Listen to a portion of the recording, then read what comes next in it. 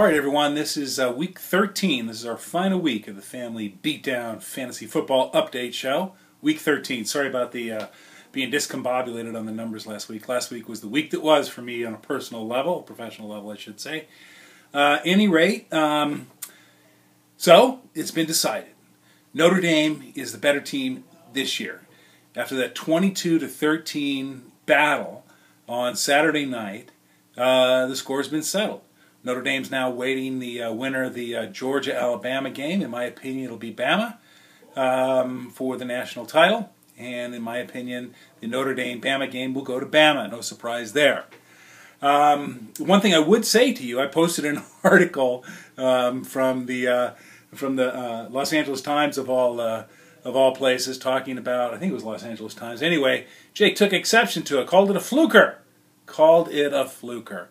And, you know, asking the definition, he said, you know, it had to do with Notre Dame hating, which proved to me the young man had not read the article because it did not talk about Notre Dame hating. It only talked about USC mistakes, of which there were many.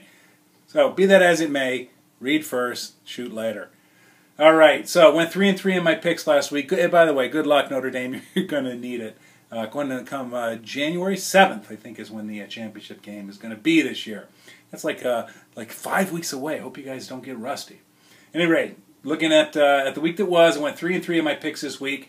I stand 594, dip below my 60% average. I'm 594 in my pick percentage. Going down it real quick. Bears 6 loses to smell this 179-124. Show me them TDs. Wins against Girard Invincibles 125-91. Beehole Rutgers on top of Rednecks. Rednecks on a hell of a slide. Even so, Dawn still continues. She's on a 3-game losing streak, but she stays strong as the number 3 position in the league. So it kind of shows you where the precipice is from Dawn south. From below Dawn, it gets a little mushy. At any rate, we'll get to that in a minute. Mighty Mullets beats Mama of 4 Boldens. That is, what, 4 games straight? That's 1 game straight for Mighty Mullets. But he did, I think it's like 3 out of the last 4. MudDawgs still undefeated against Blue and Gold by a solid 33-point margin, 148-115. And in our highest scoring game of the week, Dani Menser's Blood, Sweat, and Beer, 172 to Jed DeRoe's Decepticons, 160.2. So let's talk about the playoffs. So again, the only 2 teams that have clinched are myself and Rick. Rick at 12-0, very nice. Looks like he might just run the table in this here league. And myself at 10-2. Both of us has clinched the 1 and 2 spots. We get the first round buys. Now, in order of finish right now, the number 3 team is Rednecks, 7-5 at 1545 points. Number 4 is Decepticons at 6-6 with 1664 points. Number 5 is Blood, Sweat, and Beer at 6-6 with 1602. And the number 6 team right now is Beehole Wreckers at 6-6 at 1546. So show me them TDs at 5-7, Blue and Gold at 5-7. Both of you guys still have a shot if certain things happen. You're going to need to win, obviously, and you're going to need help, obviously. But at 5-7, and then the 5 and 6 teams are at 6-6. The 4, 5, and 6 teams are at 6-6. There's still a lot of room that can happen, a lot of jockeying that can happen after the results of this week's games. So don't count yourself out. If you're sitting at 5-7, you could easily play yourself into the playoffs. Taking a look at the week that's coming up. Well, so much for Rebecca making the playoffs. Ha! I have Rebecca. Smell This has Show Me Them TDs. So it's 10-2 Smell This against 5-7 Show Me Them TDs. On paper, it's 139-120 in my favor. RG3 faces the New York Giants. That's not a good matchup. Their defense is pretty good. Calvin Johnson against Indiana is a great matchup. Julio Jones against New Orleans, not good. Ryan Math against Cincinnati. Fred Jackson against Jacksonville. For Rebecca, little brother Eli against Washington. It's not a bad matchup for him. And Lance Moore against Atlanta, not great.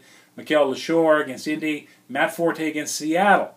Seattle's got a very tough defense. I'm going to give the pick objectively, not subjectively like I have all these other 12 other weeks, but objectively, I'm giving the pick to Smell This. Mama of 4 Boldens versus Blue and Gold. This is Jacob's time to beat up on a lesser equipped team at 10-2. or 2-10, I should say, and vault his way into the playoffs. On paper, it's 66.8 to 130.7 in favor of Jacob. Veronica still hasn't put a defense in there, deciding instead finish the string with No D and Andre Brown, who has since been put on the injured reserve. That's new this week because he actually played on Sunday night.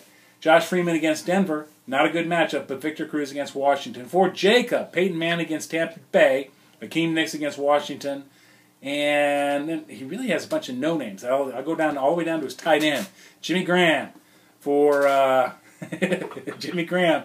There's two tight ends, I should say. Jimmy Graham against Atlanta, not a great matchup, but Vernon Davis against St. Louis. So one of your tight ends, Jake, one of your tight ends will be have a good day. Boy, it's only too bad we just can't carry two kickers, isn't it?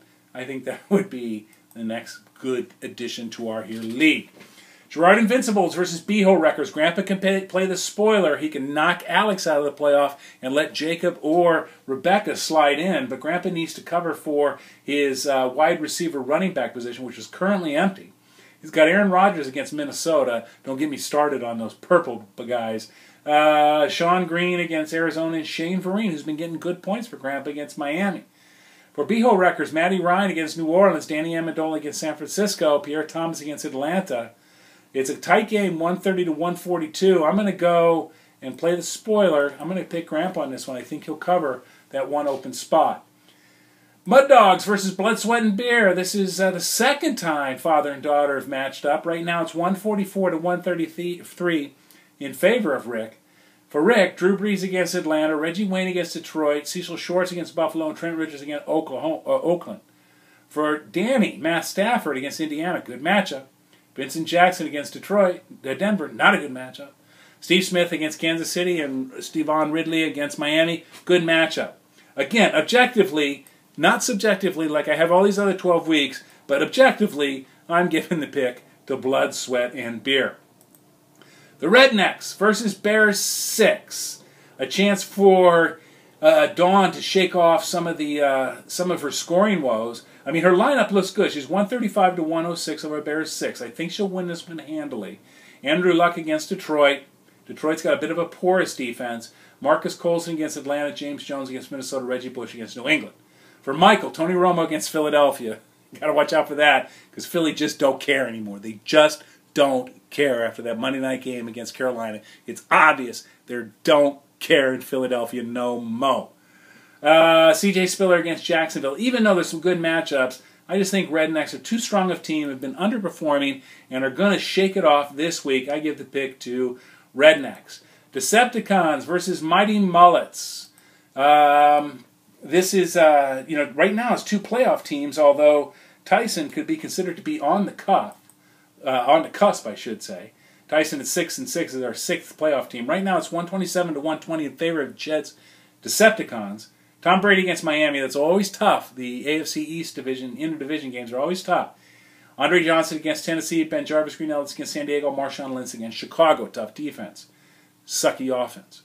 Mighty Mullets, Sam Bradford against San Francisco, Roddy Whites against New Orleans, Ray Rice against Pittsburgh, tough matchup in that black and blue division out there. D'Angelo Williams against KC.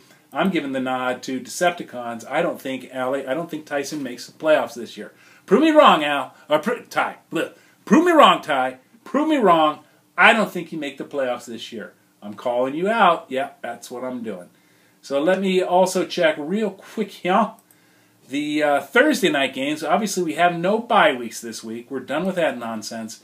But the Thursday night game pits your, make sure I'm looking at this right, yes, Thursday, November 29th, your New Orleans Saints against your Atlanta Falcons. And then we have a full slate of games on Sunday night, and Monday.